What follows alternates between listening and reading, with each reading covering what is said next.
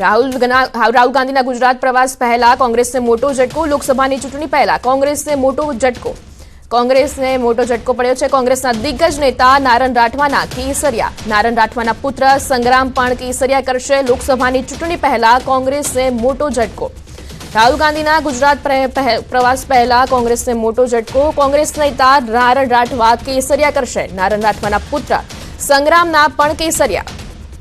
લોકસભાની ચૂંટણી પહેલા કોંગ્રેસને મોટો ઝટકો.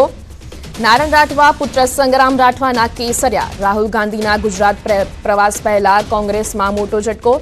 રાહુલ ગાંધીની ભારત જોડો યાત્રા પહેલા કોંગ્રેસને મોટો ઝટકો. પૂર્વ કેન્દ્રીય મંત્રી નારણ રાઠવાના કેસરિયા. જી મૌલિક, હાલ કોંગ્રેસને મોટો ઝટકો પડ્યો છે, શું છે વધુ વિગતો?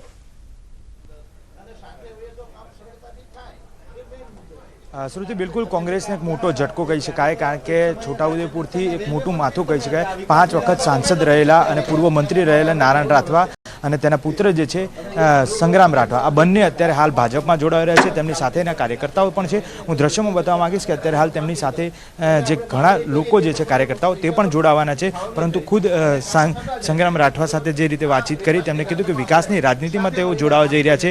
ક્યાંક તેમના પુત્ર જે છે તેના કારણે જોડાવા રહી રહ્યા છે. પરંતુ પિતાનું શું કહેવું છે?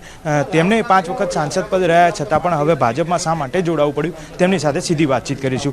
નારાયણભાઈ, જે રીતે હવે ભાજપમાં જોડાઈ રહ્યા છો, શું કહેશો? એનો કોઈ વિરોધ નથી કરતા. ભાજપમાં પુત્ર સાથે જોડાયો છે, કેટલાક કાર્યકર્તાઓ જે છે એમની સાથે જોડાઈ રહ્યા છો, શા માટે જોડાવું પડે? ભાજપની સાથે જે વિકાસની ગાથા છે એની સાથે અમે લોકો તાલ મિલાવવા માંગીએ છીએ. જે પડતર કામો હતા એ પડતર કામો છેલ્લા મેં 6 વર્ષથી રાજ્યસભાના મેમ્બર તરીકે રહી અને ઘણા બધા કામો કર્યા છે. અને થોડાક કામો જે અમે વિરોધ પક્ષમાં હતા તો થોડા કામો અવરોધાયા, તો એ અવરોધાયેલા કામોને પણ આ વખતે આ વિકાસની ગાથાની અંદર સાથે લઈ અને ચાલીએ તો કોઈ પણ જાતના કામની રૂકાવટ ના આવે. અવરોધ કોણ લાવતું? અવરોધ કોઈ નહીં, એ તો જે તે જગ્યાએ અધિકારીઓ હોય કે તાલુકા જિલ્લા પંચાયતો છે, તો એની અંદર જે કામો અમે લોકો સૂચવીએ એમાં કેટલાક કામો સાઈડ પર થઈ જાય, હવે ભેગા થઈ જાય તો બધા કામો હવે એક સાથે લેવાય અને બધાનો વિકાસ, સર્વનો વિકાસ થાય. સર્વની અંદર જે કંઈ ખામીઓ હોય અને જે કોઈ કામોની અંદર બાદબાકી થતી હતી બધી ભેગી. વિકાસની પ્રાયોરિટી શું રહેશે? વિકાસની પ્રાયોરિટી રહેશે અમારા જળ, જમીન, જંગલ અને આરોગ્યનો પ્રશ્ન છે, ખેડૂતોનો પ્રશ્ન છે, શિક્ષણનો પ્રશ્ન છે, આજે આંગણવાડીના પ્રશ્નો છે. જે મકાનો પ્રાથમિક શાળાના બનાવવાની માંગણી અમે લોકો કરી હતી એ પણ માંગણીઓ સંતોષાય છે. હજુ થોડીક બાકી છે, પણ ધીમે ધીમે સ્ટેપ બાય સ્ટેપ ગ્રાન્ટ ફાળવી અને નવા ઓરડા બનાવવાનું, જર્જરી સ્કૂલોને રિપેરિંગ કરવાનું આ કામ તેજીથી ચાલી રહ્યું. એવું કહેવાય રહ્યું છે કે પુત્ર જે છે તેનું કેરિયર બનાવવા માટે આ ભાજપ? ના, એ તો એનું પૂરું કેરિયર બનાવેલું છે. MBA થયેલો છે, કે નાનો ગગીલો નથી.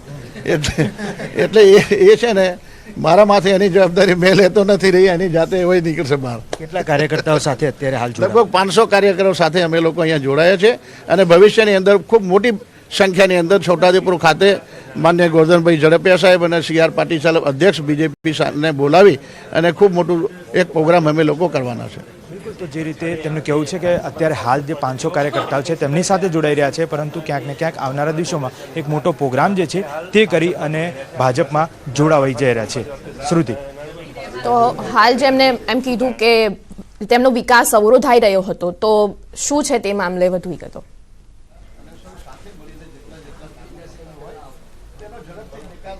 શ્રુતિ, ખાસ કેવા પ્રકારનો વિકાસ અવરોધાઈ રહ્યો હતો તે બાબતે સીધી વાતચીત કરીશું, કારણ કે જિલ્લામાં જે છે તે કામગીરી કરનાર યુવા નેતા તરીકે તેઓ તેમના પુત્ર છે, તેમની સાથે પણ વાત કરી. કેવા પ્રકારનો વિકાસ ખાસ અવરોધાઈ રહ્યો હતો અને હવે કેવો વિકાસ કરવા ઈચ્છી રહ્યા છો?